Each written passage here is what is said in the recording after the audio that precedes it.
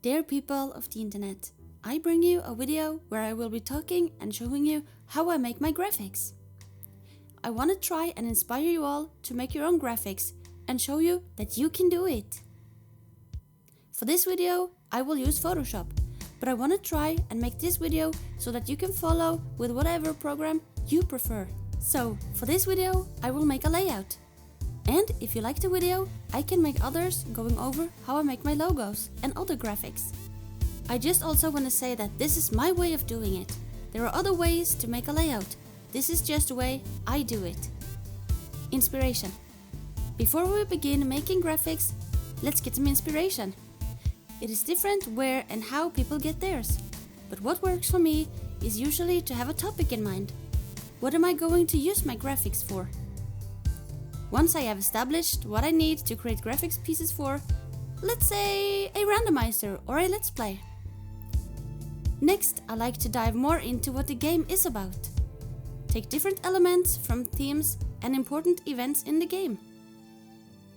For this Ruby Sapphire Shiny Hunt layout, I was inspired by the theme of land and water. So I made an ocean and a mountain. In other cases, I take inspiration from the box art, like I did with this leaf green Shiny Hunt layout. Get working! Okie dokie, so we have an idea and we know what we're gonna make. Now, let's get going! Step 1 for this is put on some great tunes. You got your tunes ready? Great! Now on to step 2. So, we have great music playing, we have an idea for what we're gonna use our layout for, and we have our inspiration. Next, let's get working. What I like to do first is to place the objects I know I'll need, like game frames, badges, team members, and so on. I like to place these first, as this gives me an idea of where everything will be in the layout. Of course, this can and will most likely change as we go. Placing the objects first helps me keep everything organized. I recommend doing a test recording or taking a screenshot of your gameplay screen. This helps scaling the gameplay frame so you keep the ratio of the gameplay. This will look better than warping the gameplay scenes to fit the frame. This is a no-no. In case you do not know how to make the border, I'll go over it quickly. Make a square like this. Mark the square with the marking tool. Select, modify, border, and finally invert and press delete on your keyboard. And voila! You can also choose how thick or thin you want your frame borders to be by adjusting the numbers. I also want to mention that Photoshop have a great tool that helps you align objects, like if you're having badges on your layout. Here is also where you decide if you want to have a dual screen, one screen, webcam, and so on. So for the badges, I do the following. I find all my badges and add them all at once. That way I can change the size equally. Then I use the alignment feature. I place the badges in order of obtaining, and I place them all as well as the border for the badges in a folder. Then I select the badges and press this option right here. This will align them so they have the same height and spacing. Next, I double click on one of the badges. Then I go to gradient, or you can choose the color option. Here I set it to a color to show that I have yet to obtain it. I also like to add some drop shadow and in some cases a stroke to make the badge pop out a bit more from the background. Then I copy the effect, select the rest of the badges and add the effect. I then work on the team. How I go about this is a bit different from layout to layout. I sometimes like to use sprites and sometimes the TCG art. This is usually the only time I use assets that I do not make myself. If I have no other option than to use something pre-made, I only use the official art. So please do not use others' art. If you need assets, try making them yourself. I really do believe that you can do it. One thing I always do when adding the team is to make a square. This helped me make sure that each team member is equally sized. I take the square I made and duplicate 5 more. Then align them where I want them to be on the layout. Here you can use the same function as when you aligned the badges. Next, you can make the square transparent, or you can keep them with normal opacity. It just depends on the style you're going for.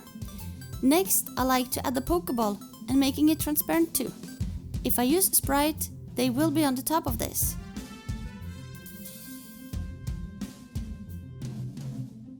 If I use the TCG art, I make sure to have the layout on top of the square, where I will place it. Then I used clipping mask to make sure it only covers the square. Sometimes it might look a bit odd, so I'll right click and free transform and adjust it to fit better into the frame. Next, I make another square. This is for a place to add the Pokemon's name. I also like to add some effects to them, but this is completely optional. Optional tip is to add a stroke to the TCG art. This can work as a new frame. Once I know where all the part of the layout is going, I will work on the background. If you want, you can turn off the objects, as you might find it a bit distracting, like I do. For the background, I like to focus the attention on the parts of the layout I know will be visible. So, for example, where the gameplay will be, I will not add too much stuff. You can toggle the visibility of the objects on and off to see where you feel like the parts of the background you want to show is not being blocked. Feel free to be expressive with your background, but a thing I like to try and keep in mind is that the background should not take the focus from the gameplay. So, try to keep it looking clean. You will see that I go back and forth a lot, changing where things are placed and colors. When picking colors, I try not to use too many of them, but stick to a color palette that matches what I'm playing.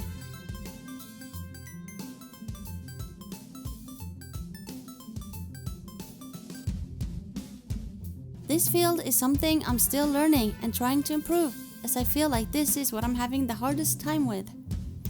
I recommend using max 3 different fonts, 4 including the logo. This might sound a bit challenging, as sometimes it can be tempting to use many different fonts. What I recommend doing is working with the font thickness. Use different thickness and spacing of the lines. You should also consider the readability of the font. It should be easy to read. Final touches.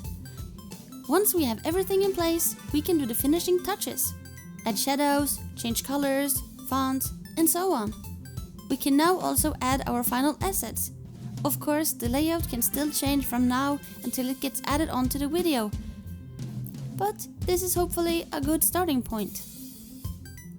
Final thoughts. So here we have the end result. I usually spend more time on my layout, but for the sake of the video, I had to work faster. I feel like I could have done a better job, but hopefully this works as a guide. There is probably much more I could have talked about and gone into more details about, but I want to keep it simple and not overwhelming. Hopefully you liked the video and maybe even found it useful in some ways. Most importantly, have fun and do not be afraid to experiment. I also will recommend spending time and get to know the software you're creating in. This will help your creativity flow. If you want me to make more of these, please let me know. If I make more of these, I think the next video will be about the logo. Thank you all so much for taking the time to watch this video. I really appreciate it, and I really hope that you guys enjoyed the video. If you're new and if you haven't subscribed, please feel free to subscribe. And come and join the Nerdy family! But till next time everybody, Nerdy's blasting off again! Take care everybody, and never ever forget that you are amazing!